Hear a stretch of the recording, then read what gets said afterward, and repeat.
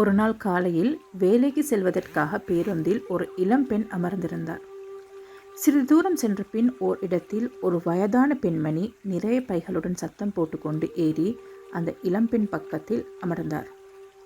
அமரும்போது அந்த இளம்பெண்ணை தள்ளி கொண்டு மேலும் தான் கொண்டு வந்த பைகளை அவர்களுக்கு நடுவே வைத்து அந்த இளம்பெண்ணுக்கு அசௌகரியத்தை ஏற்படுத்தினார்.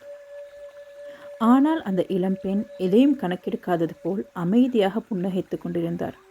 அப்பொழுது பின்னாடி அமர்ந்திருந்த மற்றொரு இளம்பெண் அவரிடம், உங்களுக்கு கோபம் வரவில்லையா என்று மெதுவாக கேட்க, அதற்கு அந்த இளம்பெண் சிரித்து கொண்டே, தேவையில்லாத ஒரு விடயத்துக்கு கோபப்பட்டு சண்டை போட்டு விவாதம் செய்து எனது மனநிலையை கெடுத்துவிட்டு என்னுடைய இந்த முழு நாளையும் நான் வீணாக்க விரும்பவில்லை. நான் அடுத்த நிறுத்தத்தில் இறங்கி விடுவேன். எனக்கு அறிமுகமே இல்லாத இவரிடம் எதற்கு தேவையில்லாத சண்டை என்றார். இந்த பதில் சாதாரண ஒரு வார்த்தையாக கடந்து போக முடியாது. ஆனாலும் அது உண்மைதான். இந்த வாழ்க்கையை ஒரு பேருந்து பயணம் போலத்தான். நிறைய பயணிகள் எம்மோடு பயணிக்க வருவார்கள்.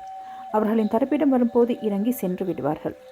எமது பயணம் முடியும் வரை யாரும் கூட வரப்போவதில்லை.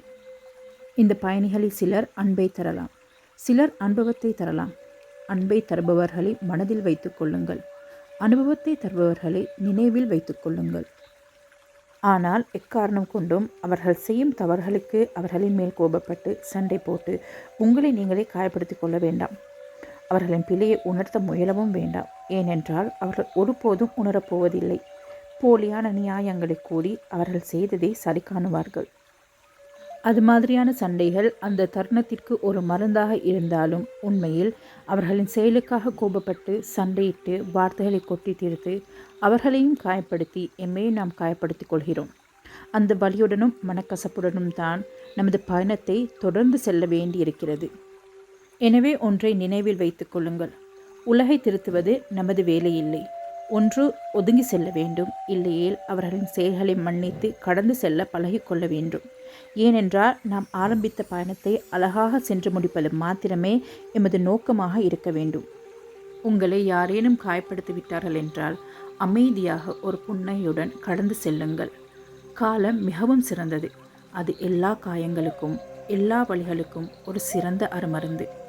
இந்த மன்னிக்கும் குணம் உங்களை காயப்படுத்தும் போதும் சரி, உங்களை ஏமாற்றும் போதும் சரி, எல்லா நேரங்களிலும் அமைதி காத்து ஒரு புன்னகையுடன் கடந்து செல்ல பக்குவப்படுத்திவிடும். நமது வாழ்க்கை எனும் இந்த பயணத்தை அழகான இனிய நினைவுகளால் நிரப்புவோம்.